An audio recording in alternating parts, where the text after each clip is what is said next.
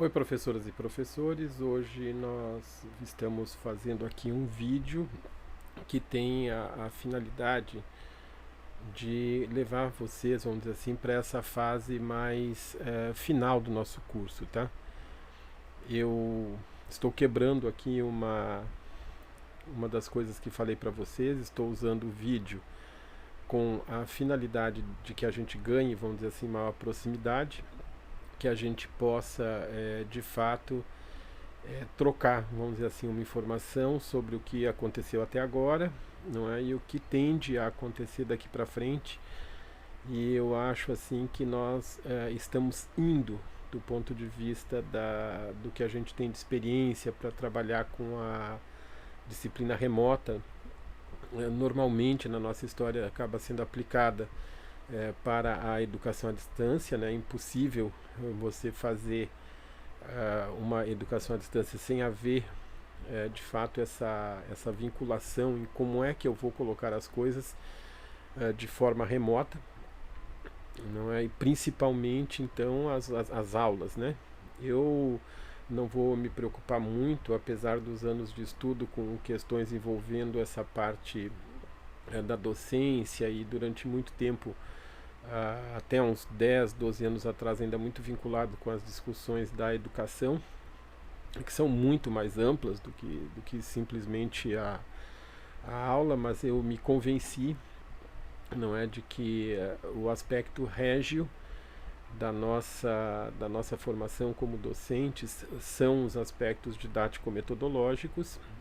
Eu, desde muito cedo, acreditei nessa coisa da tecnologia. Contei isso num dos vídeos que disponibilizei para vocês logo do início, né?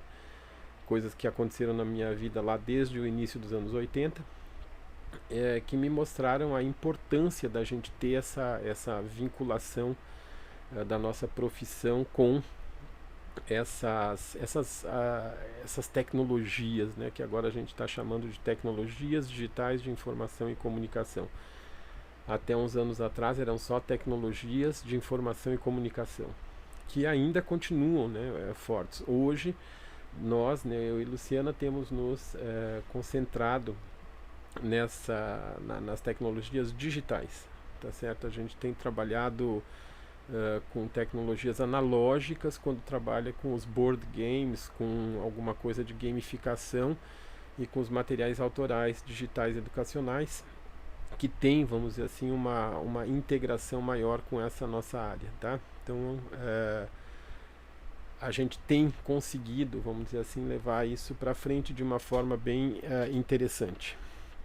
O que eu tenho como objetivo nesse vídeo? Primeiro, eu quero colocar para vocês que nenhuma das ações que a gente vem fazendo, e isso é uma coisa que a gente aprendeu na docência, né, e assumiu para a gente, elas são ações impensadas, tá?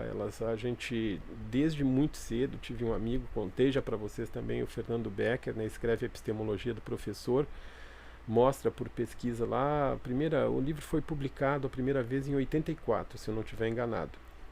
E para vocês terem uma ideia, ele vem sendo reeditado até hoje, né? O que ele mostrou, né? O que o Fernando mostrou na época? O Fernando mostrou que muitas das nossas ações docentes em diversos níveis, tá? Ele vai desde atuações em pré-escola até o ensino superior. Muitas das nossas ações docentes, elas são tácitas.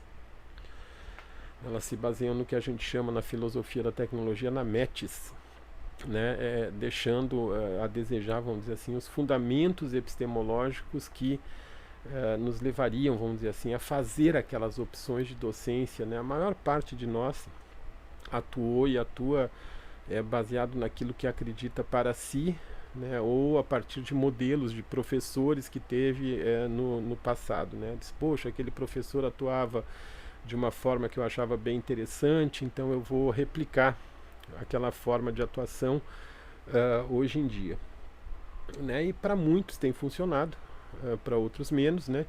E é aquilo que eu digo sempre, né? O principal elemento, vamos dizer assim, para aquilo que nós estamos fazendo está funcionando ou não, né? Para uma profissão que se assume, né, para si a ideia de que vai trabalhar com ensino, aprendizagem e avaliação, nós trabalhamos sempre com esse tripé. A gente não trabalha só com a ideia de ensino e aprendizagem, como é muito discutido. A gente não acredita que a avaliação deva ficar de fora desse tripé, tá certo? A gente tem percebido, não é, durante esse tempo todo, que essa falta, vamos dizer assim, de fundamentação, ela compromete um pouquinho ou bastante o nosso trabalho docente, tá? Então nós acreditamos que a gente precisaria ter mais espaço, e as relações de trabalho dentro da docência, elas são relações assim historicamente muito complexas. Nossa profissão foi criada para reproduzir, né, em grande escala, em massa, né, um pensamento, um sistema, uma ideologia, uma política, tá? Nossa profissão foi criada para isso, né, porque afinal de contas a transição da visão, vamos dizer assim, religiosa, da visão eclesiástica, né, dos poderes, né, baseados em autoridade, não é? Então, se um bispo falava alguma coisa lá no século XVII, XVI, aquilo era inevitavelmente considerado uma verdade. Se um rei falasse alguma coisa, se uma pessoa proeminente na sociedade falasse alguma coisa, então aquilo era considerado de fato uma verdade, né? Aí depois, né, com o advento do iluminismo, esse poder, vamos dizer assim, né, essa ideia de verdade sai da condição de autoridade e passa para a ciência, né? Poderia ter passado para qualquer um dos outros 3 grandes campos acadêmicos, tá? Poderia ter passado para o conhecimento e para a pesquisa artística, poderia ter passado para o filosófico, ou poderia ter passado para o teológico, que já dominava, né? Mas não, passou para a ciência, né? O 4º campo de trabalho e de ênfase, vamos dizer assim, nas histórias acadêmicas.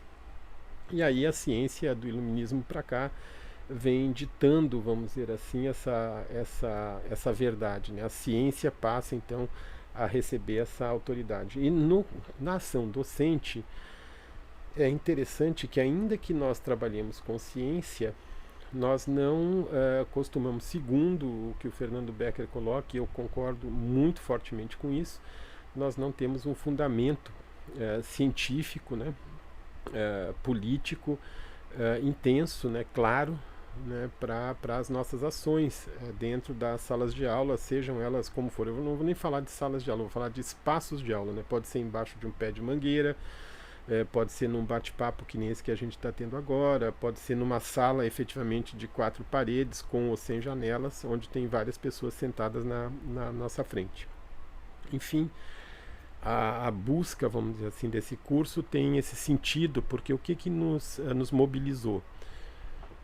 Nós estamos num contexto que a humanidade não viveu antes, tá certo? Talvez alguns países tenham vivido essa necessidade, os países que participaram e sofreram com destruições na Segunda Guerra Mundial.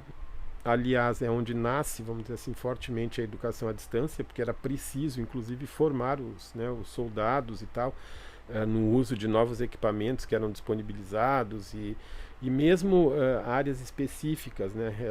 Durante o período da Segunda Guerra Mundial houveram muitos avanços na área da saúde, né? Principalmente daquela área da medicina que tinha que levar o soldado ferido até um hospital de campanha e depois até um hospital de maior apoio. Então isso fez com que a gente desenvolvesse muitas técnicas, tá? De abordagem médica, de abordagem do trabalho, vamos dizer assim, para salvar essa vida, né?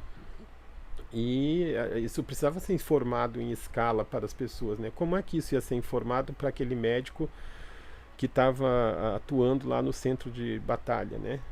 Informes através do que seriam os primórdios dessa modalidade de educação à distância. E assim outras áreas, né, que antes eram pautadas por questões de contexto e geográfica. Hoje mudou um pouco isso, né?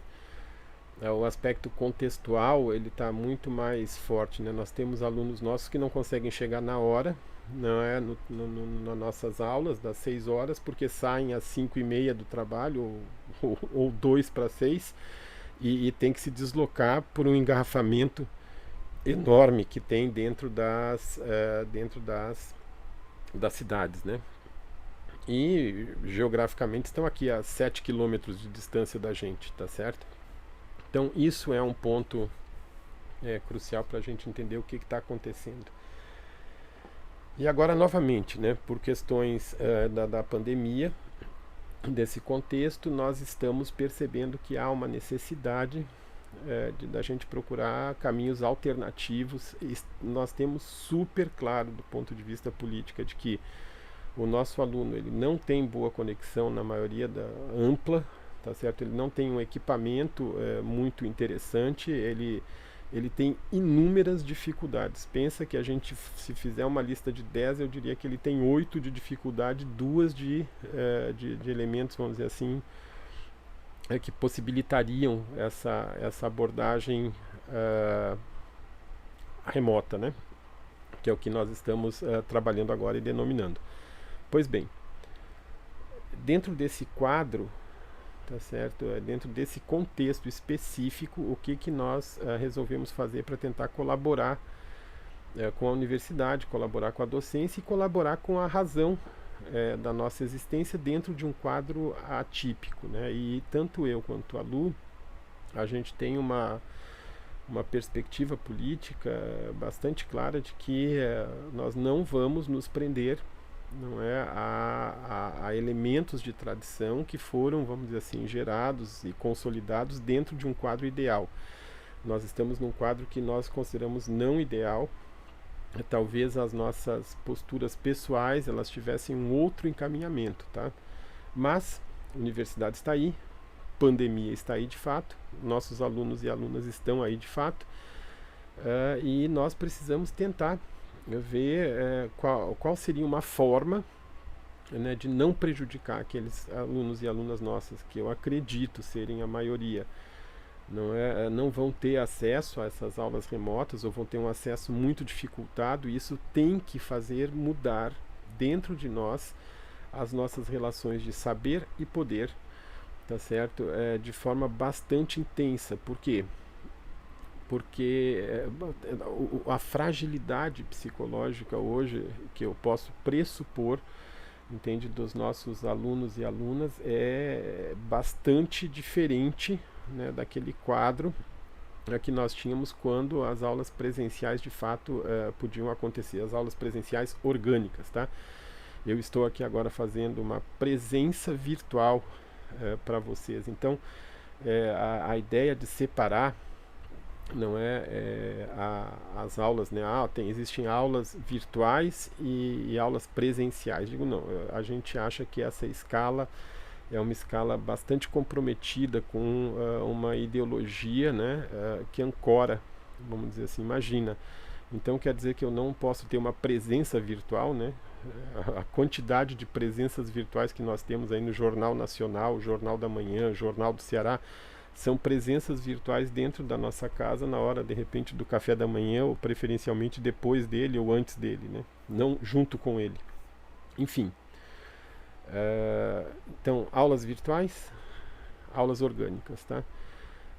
É assim que a gente tem trabalhado, e a gente pode um dia melhorar essa discussão com vocês, mas agora o fato é que nós temos essa possibilidade, não é, de contribuir com algumas coisas dessa nossa história que já vem acontecendo há algumas décadas aí com vocês, e longe de nós ter a presunção de ter todas as soluções, de ter todos os caminhos perfeitamente definidos. Isso não é verdade, tá? Nós estamos simplesmente tentando mostrar para vocês que alguns de nós, e entre vocês devem ter, e eu sei que tem inúmeros docentes, né, inúmeras docentes que conhecem, né, muito dessa aula remota, de educação à distância, dessa coisa toda, mas que alguns colaboraram mais, outros preferiram não ficar mais na escuta e tal. Nós ainda temos, infelizmente, do meu ponto de vista, infelizmente, um cuidado muito grande com esses territórios, né, de saber, os territórios de conhecimento. Se a gente tivesse conhecido mais antes, Não é, vocês veriam que nós trabalhamos com uma ênfase muito forte na diversidade. Eu e Luciana mesmo, nós temos diferenças de organização, diferenças de abordagem. Nós temos o mesmo, ou um eixo teórico, né, que nos fundamenta do ponto de vista filosófico, que nos fundamenta do ponto de vista conceitual, muito próximo. Mas os nossos movimentos, né, pela nossa diversidade, é muito grande e a gente está bastante acostumado com isso. Então, para mim, seria muito legal se nos próximos cursos, ou não sei como chamar, os próximos grupos de bate-papo, né, os nossos sarau sobre docência, eu prefiro pensar em termos de sarau de docência, né, a gente tivesse essa diversidade, ainda que eu entendo que para a pessoa que está em formação essa unicidade, esse caminho claro é muito importante, tá? Então vamos lá. Nós tivemos um curso que a gente começou com ele ao contrário do que a gente faz com os nossos graduandos, tá? Em geral a gente caminha de uma perspectiva disciplinar até uma perspectiva multirreferencial. Tá? Isso é mais tranquilo, essa caminhada, porque é como se nós começássemos utilizando, vamos dizer assim, um alimento, como nós utilizando um caminho que nós estamos acostumados a traçar historicamente, não é? Porque o disciplinar é o que veio primeiro, tá? Depois a gente vai chegando nesse multirreferencial, que é quando os elementos de maturidade de escolha em relação àquele assunto, né? A maturidade do sujeito necessariamente psicológica, mas também, né? Então nós começamos com o multirreferencial. Qual foi a analogia que a gente fez? Para ficar claro para vocês, a gente colocou um buffet de opções. Esse buffet de opções não são todas, tá certo? Muitas delas, eu diria que a maioria são opções que nós acreditamos. Aí dizemos assim, bom, vamos escolher o que vocês querem fazer, não vai ter avaliação. Imagina, o curso não tem avaliação, então vocês não vão ter de 0 a 10, não vão ter A, B, C, D ou E, não vão ter, para quem é do meu tempo lá também, né, aquele negócio, lembra do excelente, satisfatório mais, satisfatório menos, né, insuficiente, aquelas escalas assim malucas a gente não vai ter. Eu me senti bastante confortável em fazer essa escolha, porque tenho o amparo, né, da formação no mestrado e do doutorado, que não é assim uma garantia absoluta, né, de certeza, mas que esse tipo de diálogo ele é possível. Desculpa. Mais uma vez, eu também não estou muito preocupado com a edição. O que eu fiz aqui de diferente foi melhorar a nossa luz, né, para não ficar aquela luz atrás, assim, que nem vocês falaram, mas aquilo era um vídeo sem nada, né, o que está no Instagram. Bom, vamos lá, continuando. Dito isso, tá, a gente partiu de um aspecto multirreferencial, vocês viveram essa confusão, que é uma confusão, eu vou falar um pouquinho de algo bastante abstrato, tá, que é cria uma energia de tô perdido, não sei o que eu vou vou pegar aqui nesse buffet que me ofereceram, né, que comidas eu vou escolher e tal. O que eu posso, o que eu não posso fazer, o que eu posso misturar com o que e tal. E a gente tinha noção de que isso ia acontecer e a gente queria poder chegar nesse momento e dizer que os nossos graduandos, tá, por mais que a gente não queira isso, ele é submetido a essa mesma, ou similar, né, a essa mesma energia, né, quando ele faz essas escolhas, motivo pelo qual inclusive a gente acredita muito em necessidades inclusive de mudanças curriculares, né? A gente tem uma defesa de tese de que essa onda não é de disciplinas agora, de diminuir as disciplinas obrigatórias, tá? E colocar mais disciplinas opcionais e tal, foi uma manobra bastante inteligente, que nem aquela usada lá nos anos 70, final dos anos 70, de acabar com as turmas na universidade, né? Tira coesão, né, e agora a gente tem colocado os nossos alunos para escolher o que querem cursar, né, numa boa parte das nossas faculdades eles escolhem, né, o que querem cursar, quer dizer, eu coloco eles na frente de um buffet que ninguém sabe o que aquela comida não e ele escolhe aquilo, aí não gosta, é uma coisa complicada. Então a gente acha que as estruturas curriculares elas estão muito mexidas dentro dessa mesma ideologia de desarticulação, né? Essa ideologia de controle, né?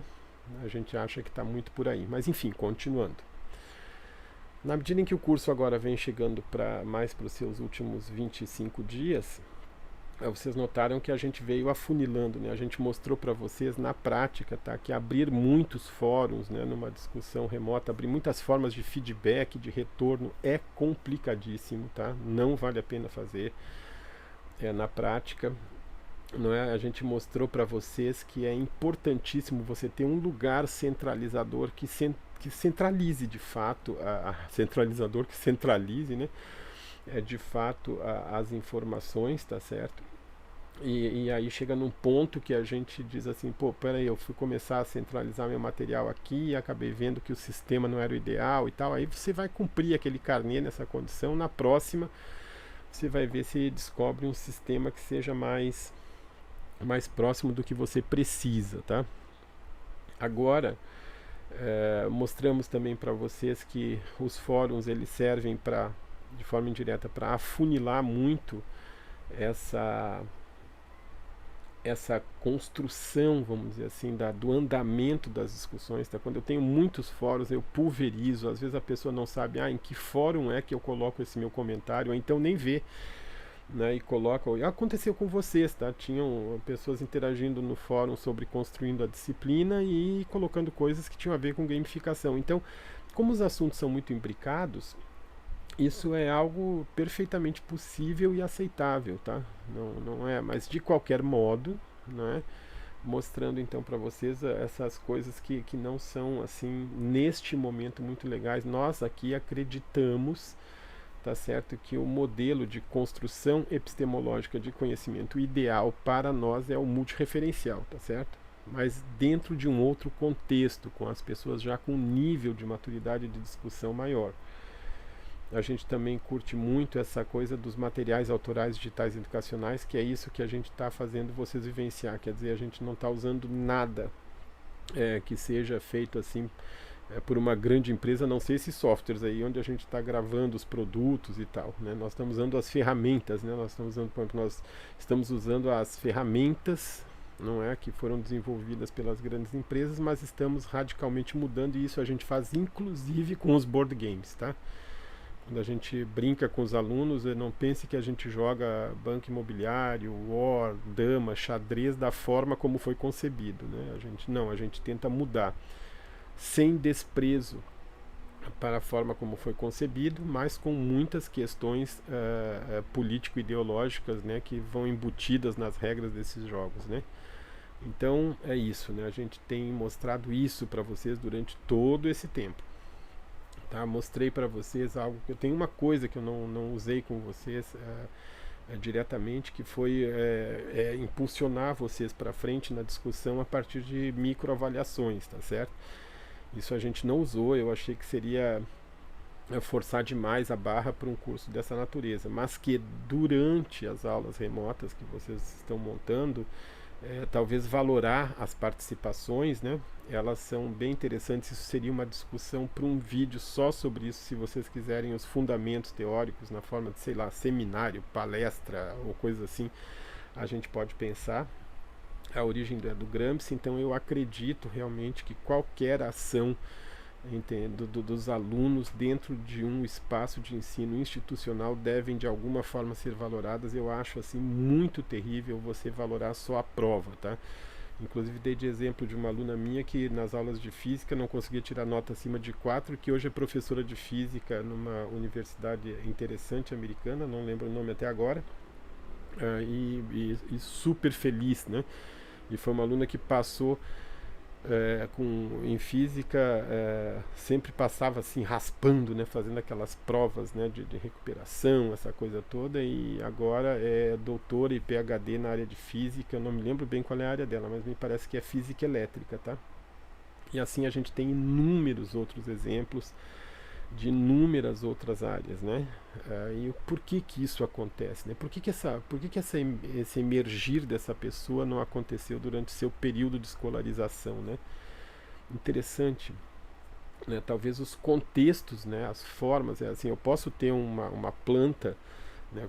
O humano não é uma planta, mas eu posso ter uma pessoa, e isso a gente está cansado de ver, tá? Eu posso ter uma pessoa que está vivendo em condições subhumanas, se eu der alguma condição para essa pessoa, nossa, ela dispara, que é como se fosse um foguete, vamos dizer assim, em direção dos seus objetivos. Isso é muito legal. Outros não, e essa diversidade toda é que a gente aceita com bastante tranquilidade, tá?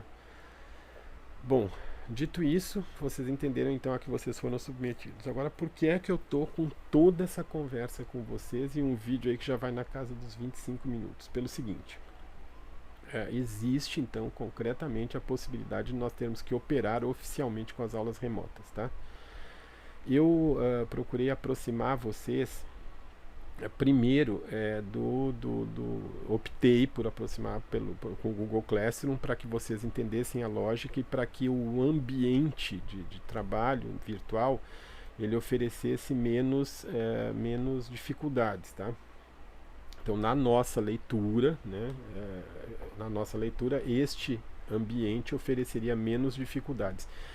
E vocês viram que desde o início, tanto no Solar como no Google Classroom, não foi brincadeira a questão já de cara em relação a vocês se matricularem no espaço. Isso já não foi fácil. E é um fato. Tá? É um fato, nós não temos esse costume. Não é? E eu falo nós não temos esse costume, porque é o seguinte, eu tenho esse costume com os espaços que eu estou acostumado a trabalhar. Não é? Com os espaços que eu não estou acostumado a trabalhar, eu tenho essa mesmíssima dificuldade de vocês, e eu digo de coração, não é uma coisa só para ganhar voto não, tá certo?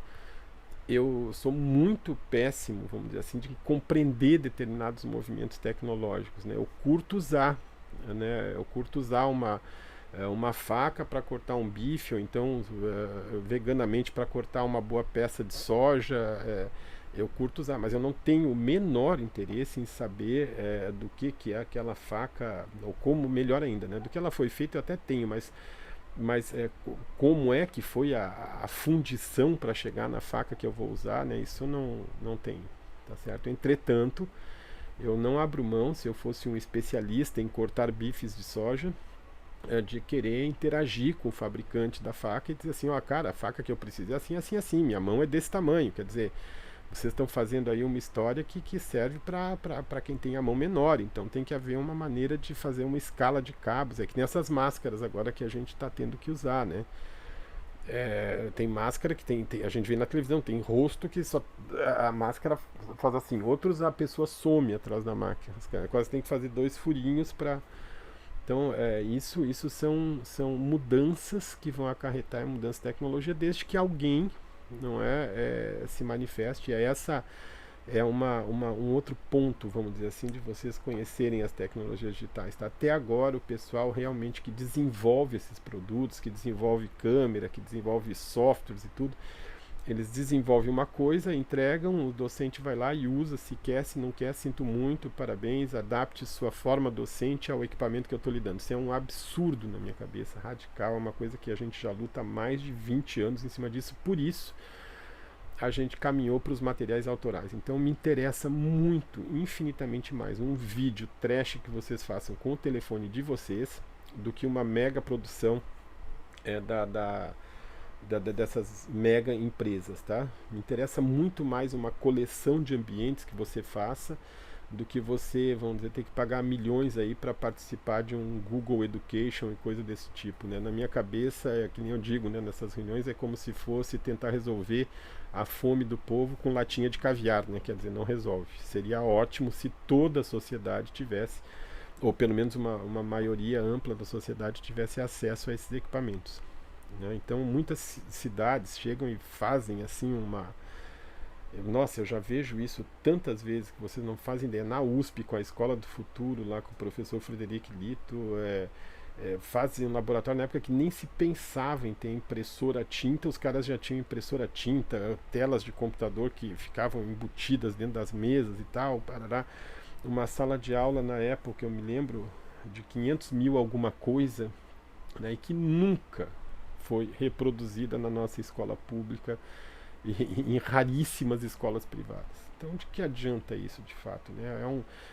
Deve-se ter esse tipo de laboratório? Eu acho que sim. Eu acho que deve-se ter sim, mas deve-se dizer que aquilo ali não deveria ser comprado ou contratado como sendo a solução. E a gente vivencia isso hoje, né, com esse monopólio da Google que tem monta laboratórios dentro das secretarias de educação e coisas assim fantásticas, né, que são latas de caviar para resolver o problema da fome, né, por conhecimento, da fome por compreender melhor o uso das tecnologias. Se der certo, fantástico, ótimo. Historicamente, eu que curto trabalhar com Michel Foucault e aí eu vou trabalhar muito próximo. São dois caminhos metodológicos que eu uso bastante, que é a arqueogenealogia, proposta por ele, e a análise textual discursiva. São meus dois caminhos, né? A gente tem metodologias que a gente está acostumado a usar, que são como os nossos instrumentos musicais que a gente vai dominando, né? Esses dois são os meus, arqueogenealogia e a análise textual discursiva. Tá, outros escolhem outros caminhos, né? Pesquisa experimental, estudo de caso, bom, enfim. Para onde nós estamos indo agora nesses últimos dias, tá? E isso vai gerar uma mudança, uma guinada bem interessante na nossa proposta, no nosso trabalho. É o seguinte: ambiente institucionalizado em escala dentro da Universidade Federal do Ceará para colocar as disciplinas remotas será provavelmente o solar. Por quê? É onde acontecem 9 cursos de graduação da UAB, já há mais de 5, 6 ou 7 anos, não estou lembrado agora. Enfim, nós tínhamos lá 9 cursos, agora são 8. Tá? Eram formados licenciandos em Física, Química, Matemática, Pedagogia, aí letras português, letras inglês, letras espanhol e administração pública, tá certo? Então a gente tinha 9 graduações. Hoje me parece que uma das administrações saiu, eram 2 inclusive.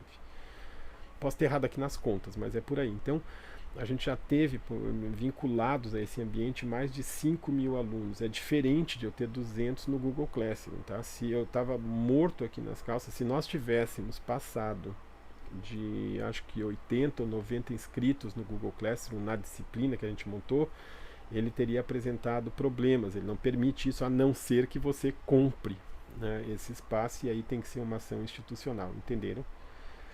Para as turmas que vocês venham a fazer, se optarem por usar o Google Classroom, e se for possível utilizar o Google Classroom do ponto de vista institucional, as turmas de 30, 40, 50, 80, eu acho que não vai ter problema, tá certo? Isso pode mudar, tá? Porque não está na nossa mão. Agora, o que vai acontecer no curso daqui para frente? Nós agora vamos pedir para vocês um novo esforço, né?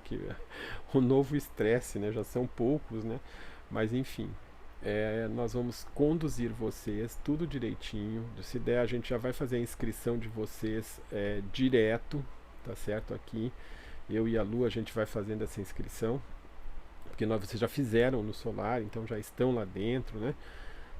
Nós vamos levar vocês para um ambiente que vai se chamar agora Construindo uma Disciplina Remota, num curso chamado IUV, Índio, UVA, e vale o IUV 00005, porque o nosso é o 0004, tá certo? Então, vamos lá. Isso vai ser automático, vocês vão então aparecer uma matrícula nesse outro curso. Esse outro curso é para esse sprint agora de 20 dias, que tem como finalidade, é outro material, colocar vocês diretamente para botar essa disciplina dentro do Solar, tá bom? Para colocar essa disciplina dentro do Solar. As interações que vão estar ocorrendo daqui para frente, no nosso curso que vocês já estão, ou no próprio Google Classroom, não vou abandonar vocês de jeito nenhum, tá? Tive um atraso agora porque eu pensei que ia levar só vocês, não é, para esse sprint de 20 dias, mas houve uma requisição da Prograde para que fosse então reaberta matrículas para outras pessoas para fazer esse sprint de 20 dias. Então esse curso vai começar provavelmente dia 10, tá certo? E vai até o dia 30. Lembra que eu falei para vocês que nós temos um guarda-chuva, tá? Nesse guarda-chuva a gente tem vários cursos pendurados. Teve da Priscila, do Melo, do Natal, e vocês fizeram do jeito que vocês quiseram, e quem quis fez, e esses cursos vão ficar abertos até dia 30 de junho sem problema nenhum. E nós vamos continuar monitorando as interações nesse fórum único. Vai ter 2 fóruns se eu não estiver aberto, e eu estou tentando trazer o Lucas, aquele que já falei com ele, ele topou, para abrir um espaço de discussão sobre essa questão de trabalho em época digital. Foi o doutorado dele, ele é doutor aí que está doutor já há 1 ou 2 anos, então está com todo aquela gás, assim, doido para conversar sobre esses assuntos. E ele e a minha filha trabalham na África, então eles têm uma realidade assim muito interessante para compartilhar, tá certo? É um outro mundo, né? É impressionante a diferença, tá? Então isso talvez abra-se esse fórum dentro do nosso IUV 004. Mas a migração de vocês, da matrícula de vocês para o outro, não vai excluir o que vocês já têm, não vai excluir o trabalho de vocês. Agora, eu resolvi gravar o vídeo para pedir para vocês que vocês entendam que o curso de vocês é um curso de formação em disponibilizar uma disciplina remota, tá? E eu vou continuar olhando o que está acontecendo no Google Classroom, que foi o ambiente primeiro que vocês aprenderam. Se eu tivesse mais tempo, nós iríamos montar essa mesma disciplina no Moodle, no Teleduc ou em qualquer outro sistema, de repente até no Google Education. Mas nós não temos, então a gente optou por 2 espaços para montar essa disciplina. O primeiro, que é o que a gente está mexendo até agora, que é o Google Classroom, que tem um nível de tranquilidade, que tem um nível de resposta. E agora nós vamos começar a mexer o segundo ambiente, aí nós vamos nos concentrar muito nesse ambiente. Então, por isso eu insisti tanto assim, ó, deixem todo o material de vocês gravado numa pastinha no computador de vocês, porque agora nós vamos, a partir das nossas próximas interações, a gente vai aprender a subir esse material dessa pastinha, não agora para o Google Classroom, mas para um outro ambiente que é o Solar, tá bom? Então a gente vai sair daqui para cá, a gente vai passar do Google Classroom para um outro ambiente. É como assim, a instituição que eu trabalho usa o tal sistema, ok? Nós, em geral, na Universidade Federal do Ceará, a gente trabalha de forma livre. Por exemplo, o pessoal da educação usa até hoje, se não estiver enganado, o Teleduc, que é um outro ambiente, e o Moodle. O pessoal de Quixadá, eu estava conversando com o coordenador de lá, um deles, o Paulo de Tarso, eles usam fortemente o Moodle. A medicina, eu não sei o que está usando, né? Mas eu não sei se tem um sistema deles e tal. Mas de qualquer forma, o Dr. Luiz ele é muito forte nessa coisa da EAD lá dentro. Inclusive tem um núcleo, né, já de EAD lá dentro. Eu não me lembro, mas ele usa também um desses sistemas, que não é nem o Solar, nem o Google Classroom.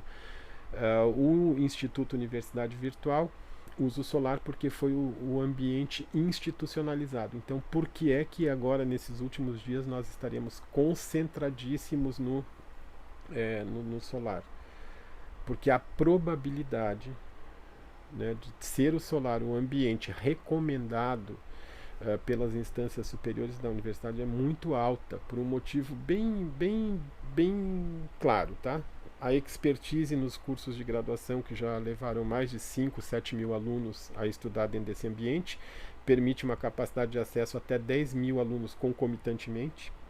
Claro que tem problemas, óbvio, e vão haver problemas, e aí a gente vai se preocupar muito no curso.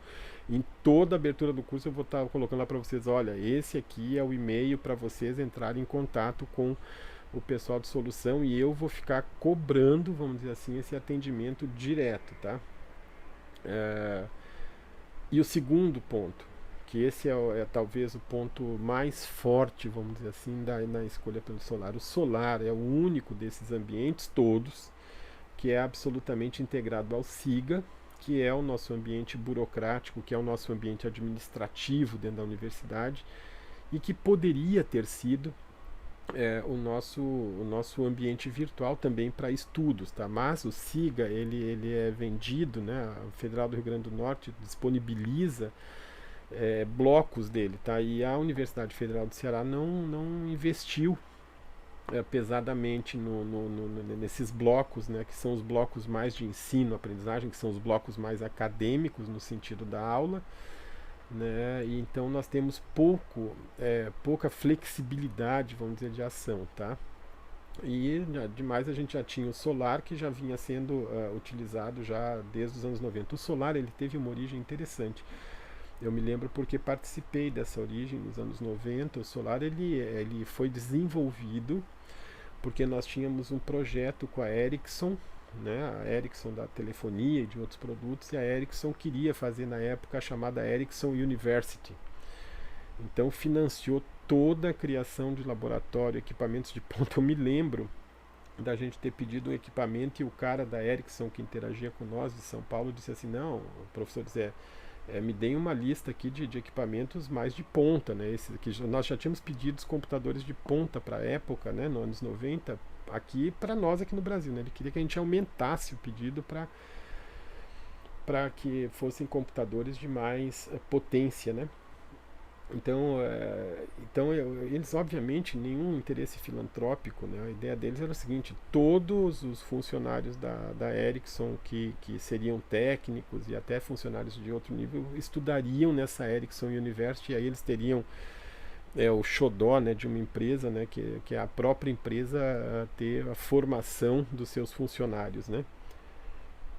Obviamente os funcionários pagavam para serem formados e tal, desconto em contra-cheque, inadimplência zero, né?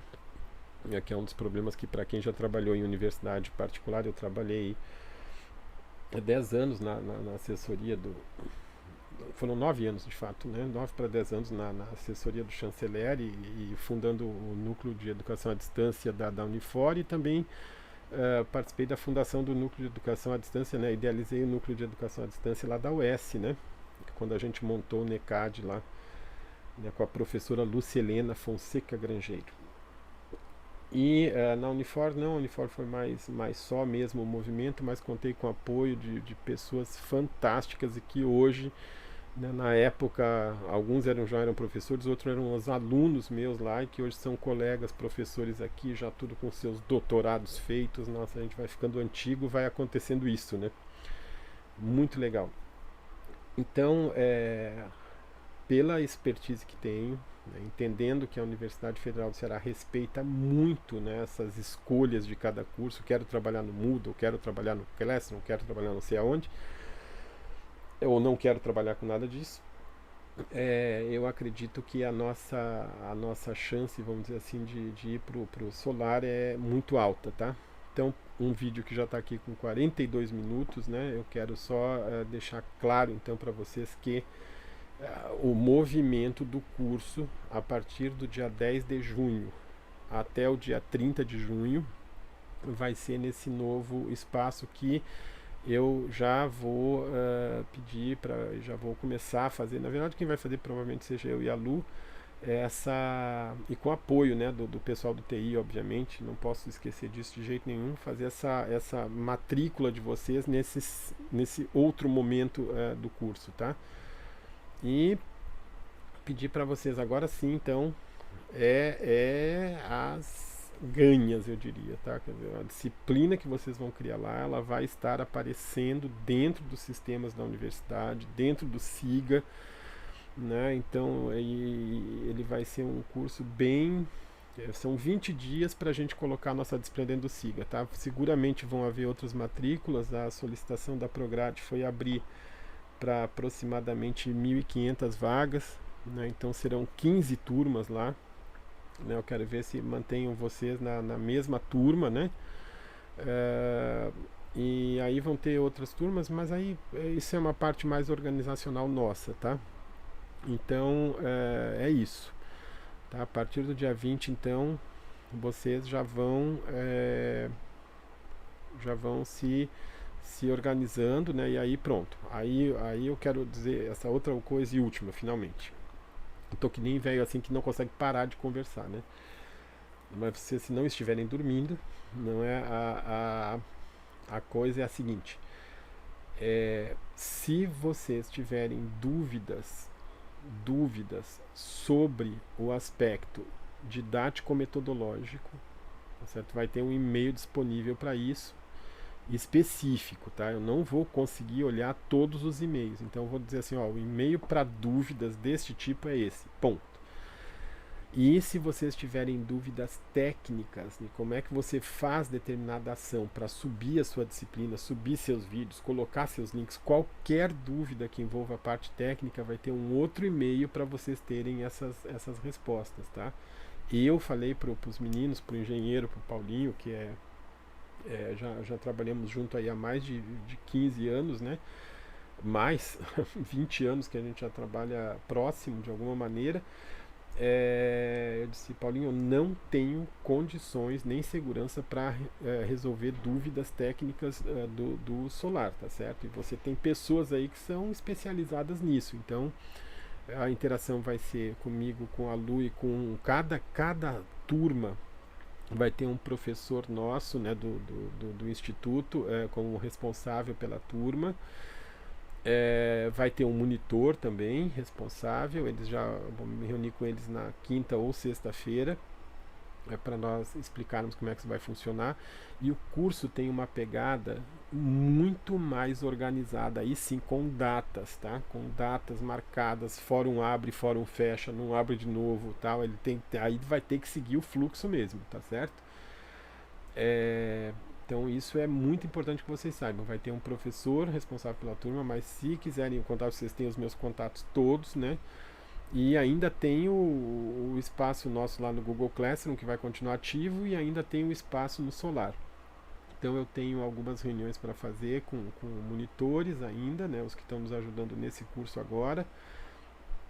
E também tenho o trabalho com esse novo pessoal aí que vai surgir para nos ajudar de fato.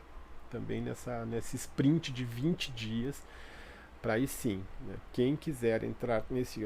Vocês eu vou carregar os que estão, né? O pessoal que está no Google Classroom, eu vou matricular imediatamente, tá? O pessoal que faz parte do curso, que não desistiu, que está ouvindo as discussões, né, eu vou deixar em aberto. Aí se eles desejarem, eles pedem as matrículas, porque lá a gente vai estar completa e absolutamente concentrados em terminar lá pelo dia 26 de junho com a disciplina de vocês dentro do Solar e, portanto, dentro do nosso SIGA, dentro do sistema acadêmico, tá?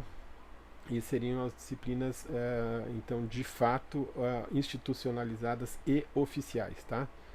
Não sei ainda se o nome vai poder ter a sigla EAD, estou esperando ainda uma posição da administração superior em relação a isso, mas aí a gente vai passando informes para vocês. Gente, de coração, eu quero dizer para vocês que estamos indo de uma forma muito legal. Estou conhecendo gente, menino, até me matriculei lá na disciplina do negócio da nutrição de peixes em AD, né? Então não entendo bulhufas disso, tá certo? A única experiência que eu tive com peixe foi assim mesmo, gastronômica, eu diria, né? Mas eu acho que eu morro de curiosidade, então com certeza eu vou ver assim quais são as conversas. Os vídeos, né, que vocês estão fazendo com as explicações de vocês estão muito interessantes. Vocês veem que eu estou aqui na mesma pegada de vocês, tá certo? E vocês também estão vendo aí o quanto é cansativo um vídeo de 48 minutos com alguém falando, tá certo? Então os nossos vídeos para os alunos, 13 minutos, não sugiro 15, porque daí tem que fazer uma ação diferente no YouTube, mas que a gente explica para vocês como é que é. Eu vou pedir para um dos alunos gravar um vídeo, e daí esse vídeo, né, vai estar disponível lá no Google Classroom, né, porque o que vai acontecer a partir do dia 10 de junho dentro do IUV 0005 é especificamente para colocar a disciplina de vocês dentro do Solar e tornar ela então de fato uma disciplina institucional. Valeu por terem ouvido até agora, tá? Vocês são heróis de terem me aguentado até esse momento, ok? Pois um grande beijo e muita afetividade para todos vocês. Tchau, tchau.